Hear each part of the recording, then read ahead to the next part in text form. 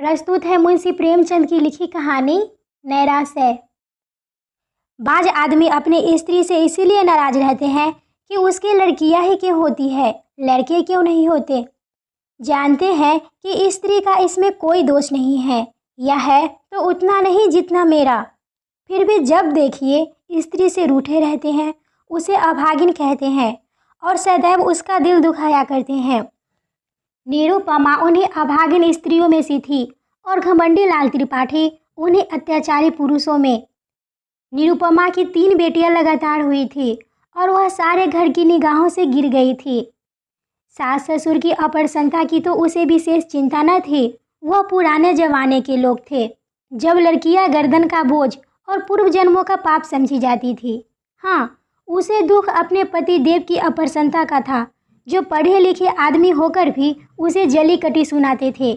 प्यार करना तो दूर रहा, निरुपमा से सीधे मुंह बात तक नहीं करते। कई कई दिनों तक घर में आते ही नहीं, और आते तो कुछ इस तरह खींचे तने रहते कि निरुपमा थर थर काँपती रहती थी, कहीं गरज न उठे। घर में धन का अभाव न था, पर निरुपमा को कभी यह साहस न होता था कि किसी सामान्य वस्तु की इच्छा भी प्रकट कर सके। वह समझती थी, मैं यथार्थ में अभागिन हूँ, नहीं तो भगवान मेरी कोख में लड़कियां ही रचते। पति की एक मृदु मुस्कान के लिए, एक मीठी बात के लिए उसका हृदय तड़प कर रह जाता था। यहाँ तक कि वह अपनी लड़कियों को प्यार करते हुए सकुचाती थी कि लोग कहेंगे, पीतल की नथ पर इतना गुमान करती है। जब त्रिपाठी जी के घर में आने का समय होता है तो किसी न किसी बहाने से वह लड़कियों को उनकी आंखों से दूर कर देती थी। सबसे बड़ी विपत्ति यह थी कि त्रिपाठी जी ने धमकी दी थी कि अब कन्या हुई तो घर छोड़कर निकल जाऊंगा, इस नरक में क्षण भर न ठहरूंगा। निरुपमा को यह चिंता और भी खाई जाती थी। वह मंगल का व्रत करती थी, रविवार निर्जला, एकादशी और ना जाने कितने व्रत करती थी। स्नान पूजा तो नित्य का नियम था, पर किसी निष्ठान से मनोकामना न पूरी होती थी। नित्य अवहेलना, तिरस्कार, उपेक्षा, अपमान सहते सहते उसका चित्त संसार से विरक्त हो चुका था। जहाँ कान एक मीठी बात के लिए, आंखें एक प्रेम दृष्टि के लिए, हृदय एक आलिंगन के लिए तरस कर रह जाए, घर में अपनी कोई बात न पूछे, वहाँ जीवन से क्यों न अरुचि हो जाए। एक दिन घोर निराशा की दशा में उसने अपनी बड़ी भावज को एक पत्र लिखा। एक एक अक्षर से असहाय वेदना टपक रही थी। भावज ने उत्तर दिया, तुम्हारे भैया जल्द तुम्हें विदा कराने जाएंगे। यहाँ आजकल एक सच्चे महात्मा आए हुए हैं, जिनका आशीर्वाद कभी निष्फल नहीं जाता। यहाँ कई संतानहीन स्त्रियाँ उनके आशीर्वाद से पुत्रवती हो गई है। पूर्ण आशा है तुम्हें भी उनका आशीर्वाद कल्याणकारी होगा। निरुपमा ने यह पत्र पति को दिखाया। त्रिपाठी जी ने उदासीन भाव से बोले, सृष्टि रचना महात्माओं के हाथ का काम नहीं है, ईश्वर का काम है। निरुपमा, हाँ, लेकिन महात्माओं में भी तो कुछ सिद्धि होती है। घमंडी लाल, हाँ होती है, पर ऐसे महात्माओं के दर्शन दुर्लभ हैं। निरुपमा, मैं तो इस महात्मा के दर्शन करूंगी। घमंडी लाल, चली जाना। निरुपमा, जब बाझिनों के लड़के हुए तो क्या मैं उनसे भी गई गुजरी हूँ। घमंडी लाल, कह तो दिया चले जाना, यह करके भी देख लो। मुझे तो ऐसा मालूम होता है पुत्र का मुख देखना हमारे भाग्य में ही नहीं है। कई दिन बाद निरुपमा अपने भाई के साथ मायके गई। तीनों पुत्रियां भी साथ थी। भाभी ने उन्हें प्रेम से गले लगाकर कहा, तुम्हारे घर के आदमी बड़े निर्दयी हैं। ऐसी गुलाबी फूलों से लड़कियां पाकर भी तकदीर को रोते हैं। ये तुम्हें भारी हो तो मुझे दे दो। जब ननद और भावज भोजन करके लेटी तो निरुपमा ने पूछा, वह महात्मा कहाँ रहते हैं। भावज, ऐसी जल्दी क्या है, बता दूंगी। निरुपमा, है, नज़दीक ही है ना। भावज, बहुत नज़दीक, जब कहोगी उन्हें बुला दूंगी। निरुपमा, तो क्या तुम लोगों पर बहुत प्रसन्न है। भावज, दोनों वक्त यही भोजन करते हैं, यही रहते हैं। निरुपमा, जब घर में ही वैद्य हैं तो मरिए क्यों, आज ही मुझे उनके दर्शन करा देना। भावज, भेंट क्या दोगी। निरुपमा, मैं किस लायक हूँ। भावज, अपनी सबसे छोटी लड़की को दे देना। निरुपमा, चलो, गाली देती हो। भावज, अच्छा यह ना सही, एक बार उन्हें प्रेमालिंगन करने देना। निरुपमा, चलो, गाली देती हो। निरुपमा, भाभी, मुझसे ऐसी हंसी करोगी तो मैं चली जाऊंगी। भावज, वह महात्मा बड़े रसिया हैं। निरुपमा, तो चूल्हे में जाए, कोई दुष्ट होगा। भावज, उनका आशीर्वाद तो इसी शर्त पर मिलेगा, वह और कोई भेंट स्वीकार ही नहीं करते। निरुपमा, तुम तो यूँ बातें कर रही हो मानो उनके प्रतिनिधि हो। भावज, हाँ, वह यह सब विषय मेरे ही द्वारा तय किया करते हैं। मैं भेंट लेती हूँ, मैं ही आशीर्वाद देती हूँ, मैं ही उनके हितार्थ भोजन कर देती हूँ। निरुपमा, तो यह कहो कि तुमने मुझे बुलाने के लिए यह हीला निकाला है।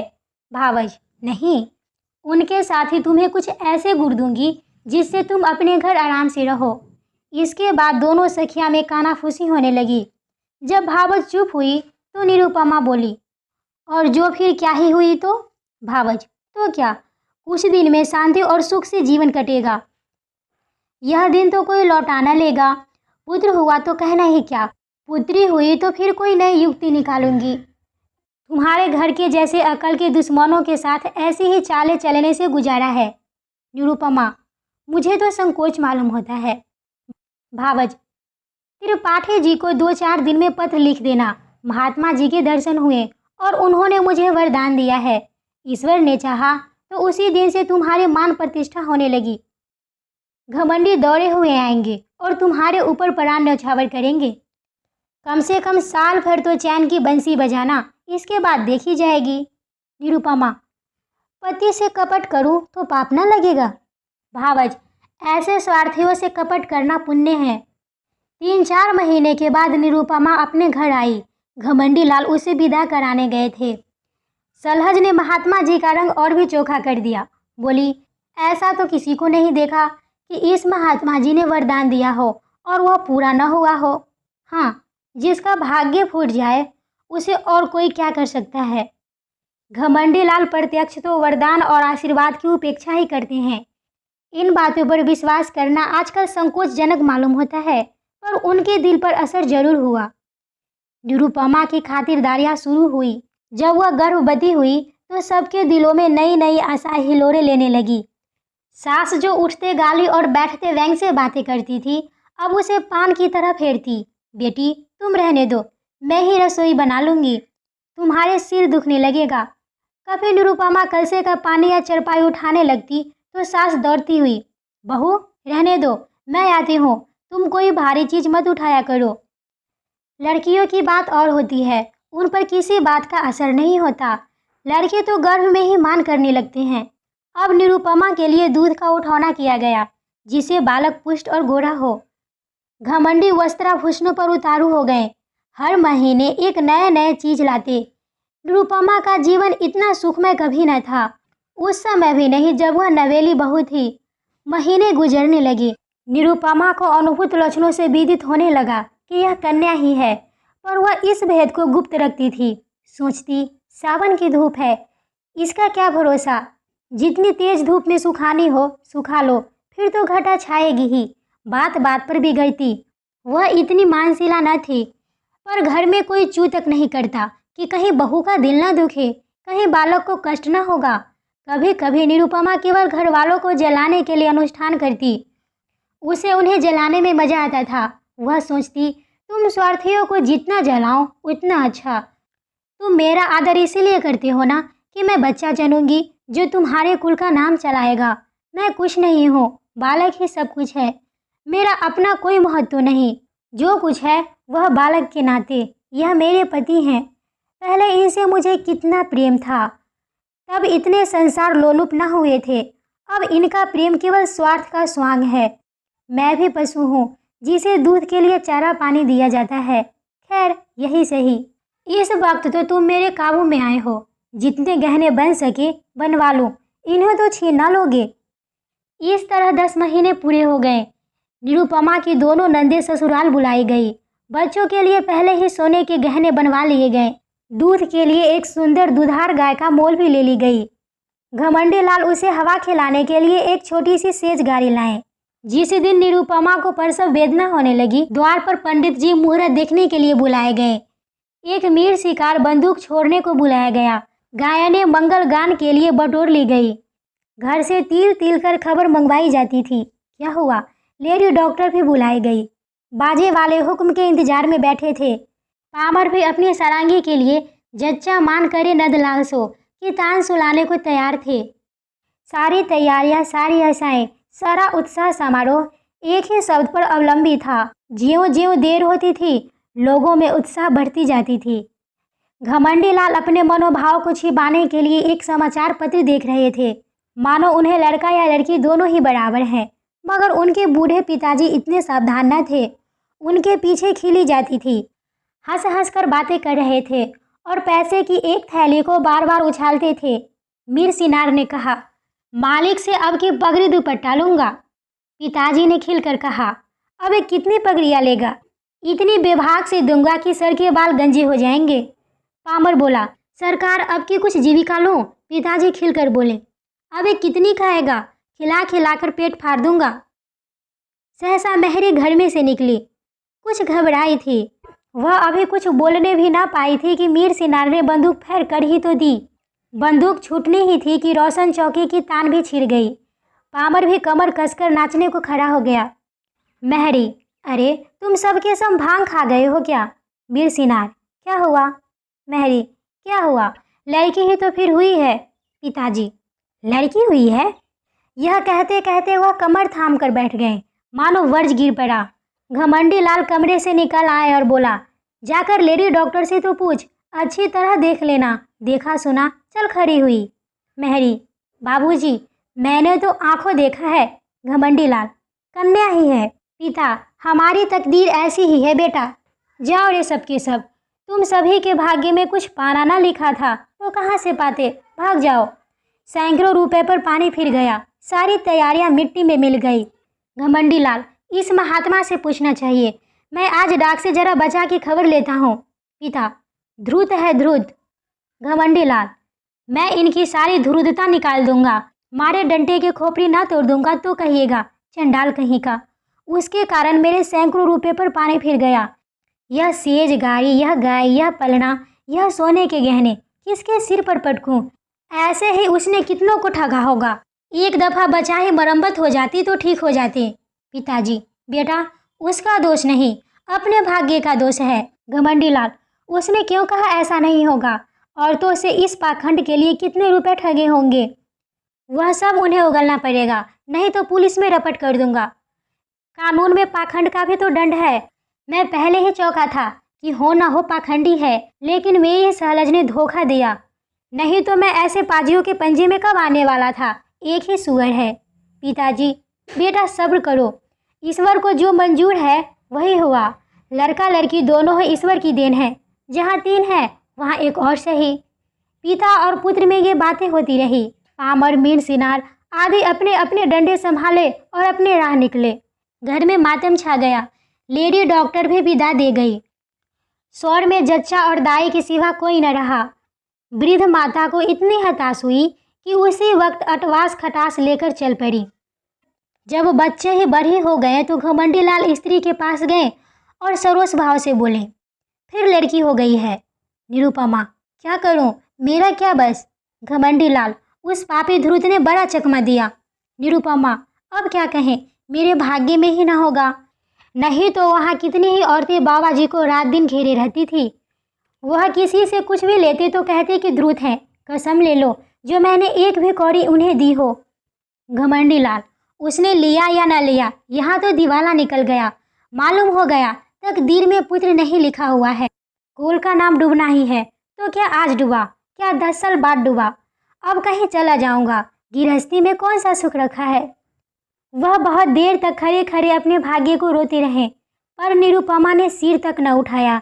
निरुपमा के सिर पर वही विपत्ति आ पड़ी। फिर वही ताने, वही अपमान, वही अनादर, वही छीछा लेदर। किसी को चिंता न रहती कि खाती भी है या नहीं, अच्छी है या बीमार है, दुखी है या सुखी। घमंडी लाल यद्यपि कहीं न गए, पर निरुपमा को यही धमकी पराया नित्य ही मिलती रहती थी। कई महीने यूं ही गुजर गए तो निरुपमा ने भावज को लिखा कि तुमने मुझे और भी विपत्ति में डाल दिया। इससे तो पहले ही भली थी, अब तो कोई बात भी नहीं पूछता कि मरती है या जीती है। अगर यही दशा रहा तो स्वामी जी संन्यास ले या न ले, लेकिन मैं संसार को अवश्य त्याग दूंगी। भाभी ये पत्र पाकर परिस्थिति समझ गई। अब कि उसने निरुपमा को बुलाया नहीं, जानती थी कि लोग विदा नहीं करेंगे। पति को लेकर वहाँ स्वयं आ पहुंची। उसका नाम सुकेशी था।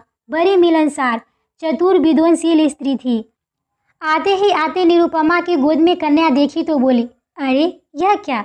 सास, भाग्य है और क्या। सुकेश, भाग्य कैसा? इसने महात्मा जी की बातें भुला दी होगी।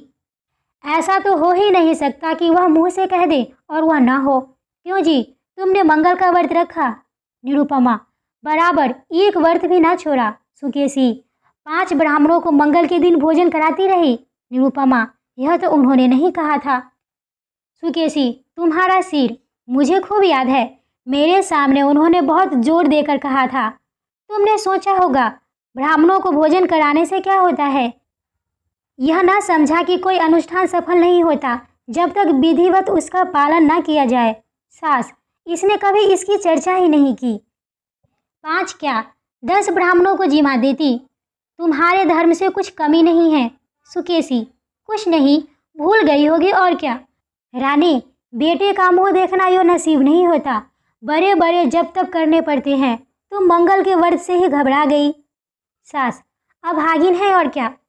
घमंडी लाल, ऐसी कौन सी बड़ी बातें थी जो याद न रही? वह हम लोगों को जलाना चाहती है। सास, वही तो कहूँ कि महात्मा की बातें कैसे निष्फल हो गई। यहाँ 7 वर्षों से तुलसी माई को दिया चढ़ाया, तब जाके बच्चे का जन्म हुआ। घमंडी लाल, इन्होंने समझा था दाल भात का कौड़ है। सुकेशी, खैर अब जो हुआ सो हुआ। कल मंगल है, फिर व्रत रखो और अब के 7 ब्राह्मणों को जिमाओ। देखो कैसे महात्मा जी की बात पूरी नहीं होती। घमंडी लाल, व्यर्थ है, इनके किए कुछ न होगा। सुकेशी, बाबूजी, आप विद्वान समझदार होकर इतना दिल छोटा करते हैं।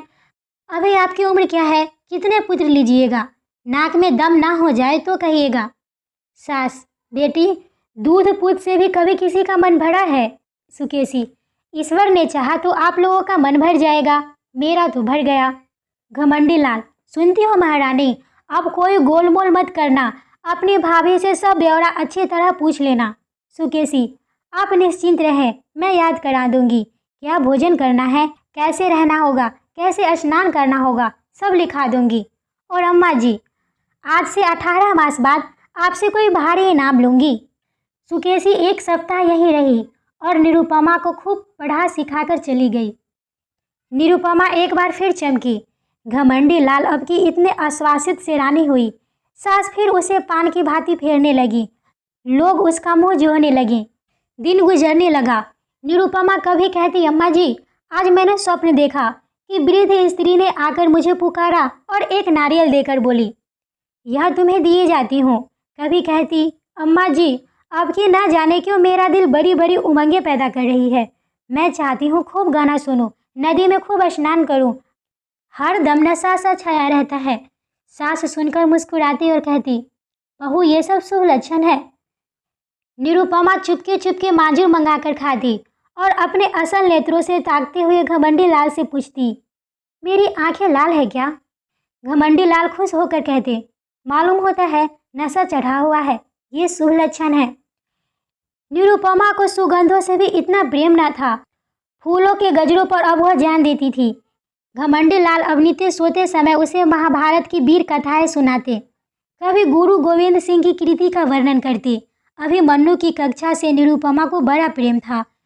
पिता अपने आने वाले पुत्र को वीर संस्कारों से परिपूरित कर देना चाहता था।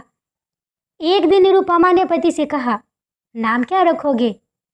घमंडी लाल, यह तो तुमने खूब सोचा, मुझे तो इसका ध्यान ही न रहा। ऐसा नाम होना चाहिए जिसे शौर्य और तेज टपके। सोचो कोई नाम। दोनों प्राणी नाम की व्याख्या करने लगे। जोरावर लाल से लेकर हरिश्चंद्र तक के सभी नाम गिनाए गए, पर उसका असामान्य बालक के लिए कोई नाम न मिला। अंत में पति ने कहा, तेग बहादुर कैसा नाम है? निरुपमा, बस बस, यही नाम मुझे पसंद है। घमंडी लाल, नाम ही तो सब कुछ है। डमरी, छकौरी, घुरहू, कतवारू, जिसके नाम देखो उसे भी यथा नाम तथा गुण ही पाया। हमारे बच्चे का नाम होगा तेग बहादुर। पर सब कल आ पहुंचा। निरुपमा को मालूम था कि क्या होने वाली है, लेकिन बाहर मंगल चारण का पूरा सामान था। अब कि किसी को लेस मात्र का भी संदेह न था। नाच गाने का प्रबंध भी किया गया। एक शमियाना खड़ा किया गया था और मित्रगण उसमें बैठे खुशियाँ गप्पियाँ कर रहे थे। हलवाई कढ़ाई से पूरियाँ और मिठाइयाँ निकाल रहे थे। कई बोरे अनाज रखे हुए थे कि शुभ समाचार आते ही भिक्षुकों में बांटे जाएंगे। एक क्षण का भी विलंब ना हो, इसीलिए बोरे के मुंह खोल दिए गए। लेकिन निरुपमा का दिन प्रति क्षण बैठा जा रहा था। अब क्या होगा? 3 साल किसी तरह कौशल से कट गए और मज़े में कट गए, लेकिन अब विपत्ति सिर पर मंडरा रही है। हाय, निरपराध होने पर भी यही दंड। अगर भगवान की यही इच्छा है कि मेरे गर्भ से कोई पुत्र जन्म ना ले, तो इसमें मेरा क्या दोष? लेकिन कौन सुनता है? मैं ही अभागिन हूँ, मैं ही त्याज्य हूँ, मैं ही कलमुही हूँ, इसीलिए ना कि परवश हूँ। क्या होगा? अभी एक क्षण में यह सारा आनंद उत्सव शोक में डूब जाएगा। मुझ पर बौछारें पड़ने लगेंगी, भीतर से बाहर तक मुझी को कोसेंगे।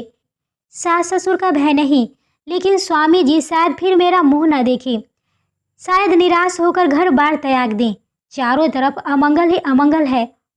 अपनी संतान की दुर्दशा देखने के लिए क्यों जीवित हूँ? कौशल बहुत हो चुका, अब उससे कोई आशा नहीं। मेरे दिल में कैसे कैसे अरमान थे। अपनी प्यारी बच्चियों का लालन पालन करती, उन्हें ब्याहती, उनके बच्चे को देखकर सुखी होती। पर यह सब अरमान झांक में मिले जाते हैं। भगवान, तुम ही अब इनके पिता हो, तुम ही इनके रक्षक हो। मैं तो अब जाती हूँ। लेडी डॉक्टर ने कहा। वेल, फिर लड़की है। भीतर बाहर कुहराम मच गया, पीटस पड़ गई। घमंडी लाल ने कहा, जहन्नुम में जाए ऐसी जिंदगी, मौत भी नहीं आ जाती। उनके पिताजी बोले, अभागिनी है, वर्ज अभागिनी। भिक्षुकों ने कहा, रो अपनी तकदीर को, हम कोई दूसरा द्वार देखते हैं। अभी यह शोकदार शांत भी ना हो पाया था कि डॉक्टर ने आकर कहा, माँ का हाल अच्छा नहीं है, अब वह नहीं बच सकती, उसका दिल बंद हो गया है।